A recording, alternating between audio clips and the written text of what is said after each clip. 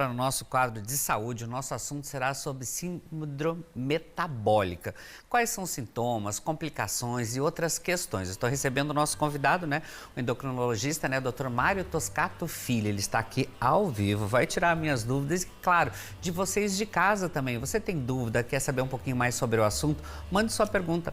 45-9925-4747. Boa tarde, Mário. Bem-vindo. Olá, Mauro. Tudo bem? Obrigado mais uma vez pelo convite, pela Anúbia, que sempre entra em contato com a gente. Não, é um prazer para a gente passar as tardes com vocês aqui, falando sobre vários assuntos, trazendo os novos assuntos também que estão na mídia aí. Mas eu queria que você começasse explicando para a gente, Mário, o que é essa síndrome metabólica, até para as pessoas já começarem a participar com a gente também.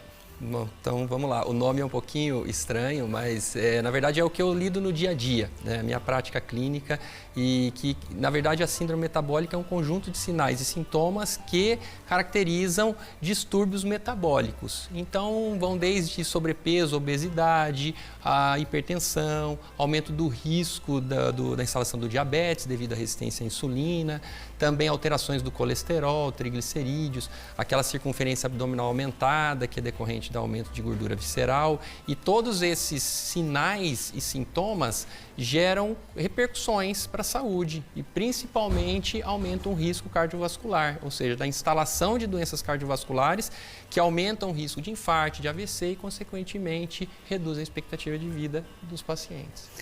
E Mário, mas assim, e quais que são os fatores assim de risco para essa síndrome metabólica? O que as pessoas têm que ficarem atento a isso? Bom, o que não é novidade para ninguém é o sedentarismo, é a alimentação rica em açúcares e carboidratos, excesso de gorduras.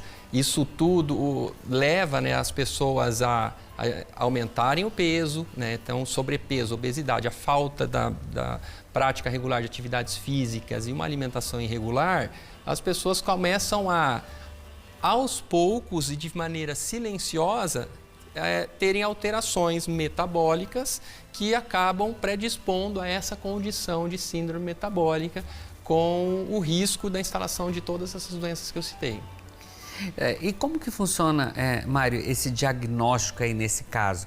Vocês estão vendo que eu estou falando bastante aqui nos últimos meses, que estão até tirando sarro do meu empenho, Vai fazer 4 meses aí que eu estou indo para academia, estou indo às 5h30, 6 horas da manhã. Não estou faltando, estou me comportando, porque ele ficava puxando minha orelha. Quando ele vinha aqui no programa, ele falava da importância até de você estar fazendo os exercícios. Eu sempre deixando isso de lado. Eu esperei 50 anos para ir na academia, gente, mas agora eu estou empenhado. Mas a gente acaba vendo esses resultados também, através dos exames ali também, a disposição também. Isso está ligado a essa síndrome também, Mário? Sim, é muito bom você tocar nesse assunto, porque você viveu isso na pele, todos os riscos dessa doença, o fato da questão da obesidade, de todas as complicações e riscos que a obesidade gera, e essa mudança do estilo de vida é muito importante. Então, o que você perguntou do diagnóstico? Como que é feito esse diagnóstico? Existem alguns parâmetros que a gente precisa avaliar. E quando o paciente possui 3 dessas alterações, como dentre elas, hipertensão, então pressão arterial acima de 130/85, glicemia de jejum acima de 100,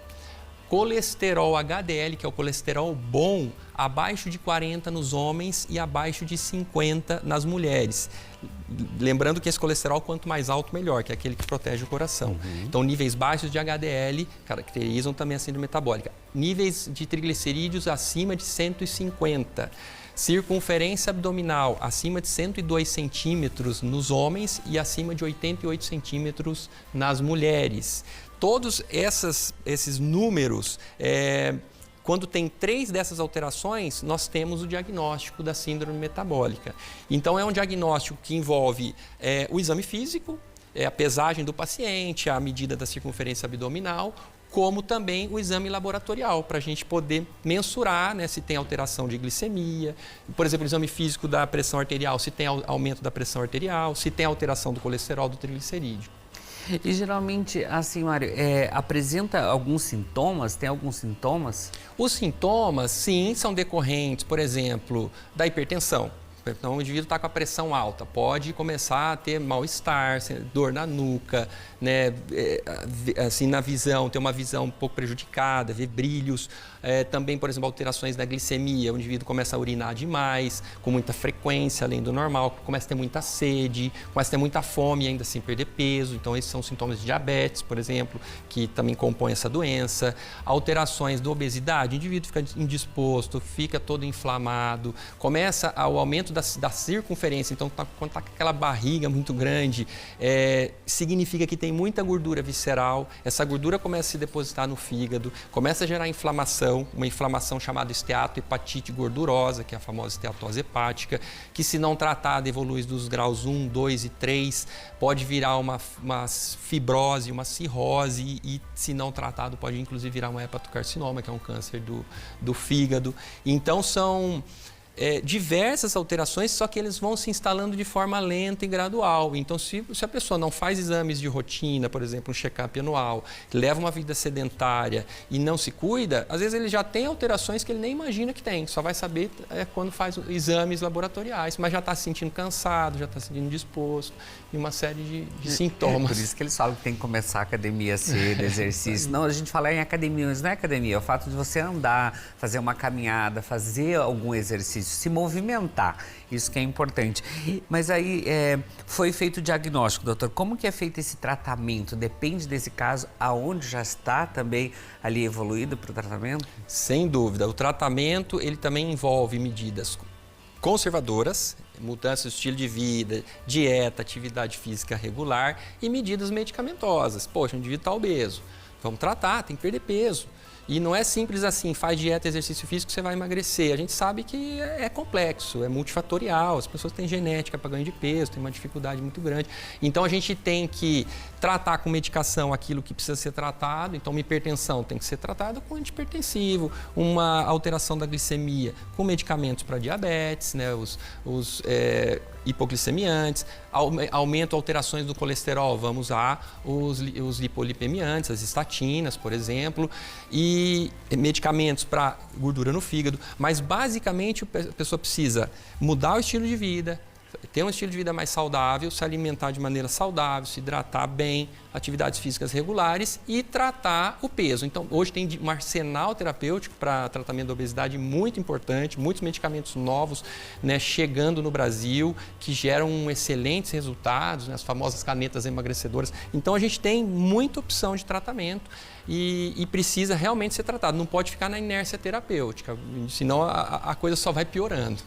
Ele falou dessas canetas aí, essas canetas ele vai vir outra hora para a gente falar sobre esse assunto, né? Que agora eles estão pedindo a receita, usar com cuidado, usar com indicação também, que muitas pessoas estavam abusando aí, né?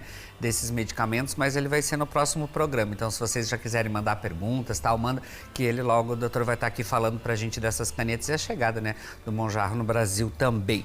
Mas, doutor, o que durante esse tratamento o paciente pode fazer até para ele se ajudar ali também? É bater na mesma tecla, né? Quando a gente fala, exercício, né? Voltar ativa. Repete sempre a mesma coisa, mas é o básico que funciona. É isso, gente, não tem segredo.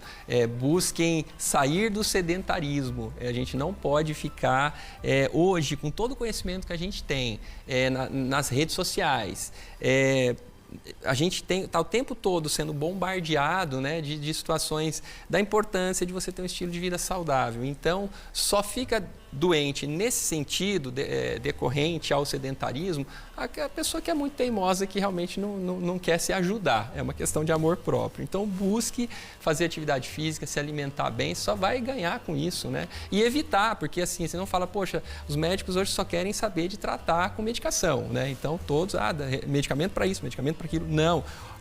Inicialmente, medidas conservadoras. Não funcionou, a gente entra, sim, a evolução da medicina está aí, da ciência, com uma série de tratamentos, né, medicamentosos, tecnologias, né, como a Carla falou, para todas as áreas da medicina, para o bem-estar e pensando sempre na prevenção. Não vamos esperar a doença se instalar para daí correr atrás do prejuízo. É muito melhor a gente se antecipar as doenças e evitar que elas se instalem. O custo fica muito menor e a saúde agradece e a gente ganha em longevidade. É isso aí, então é isso que é importante. Até eu ia perguntar para o doutor as maneiras, então, de prevenir essa síndrome, mas ele já acabou respondendo aí também, né? É a prevenção, é você procurar o endocrinologista, fazer os exames, não esperar já notar alguma coisa, isso aqui não tá legal, mas fazer esses exames no dia a dia, os exames de rotina, principalmente os homens acabam deixando de lado, as mulheres já não, cada pouquinho elas estão fazendo os exames lá e os homens acabam deixando isso de lado. Daí lá em novembro, quando a gente fala de Novembro Azul, eles correm daí fazer todos os exames, fazer o check-up. Mas não é só em novembro não, gente. Vamos se cuidar. Olha, eu demorei e avisei vocês, devia ter feito antes. Mas está tudo sob controle agora. Vamos lá? Vamos seguir então aí o Dr. Mário. Vou deixar o Instagram dele ali, ó, para você de repente quer interagir, quer fazer perguntas, querem saber, até sobre as canetas também, que logo ele vai estar aqui falando com a gente. Lá tem todas as informações, eles podem explicar para você. Gratidão, bom retorno para o consultório. Muito obrigado, Mauro, mais uma vez pelo convite. Eu que agradeço.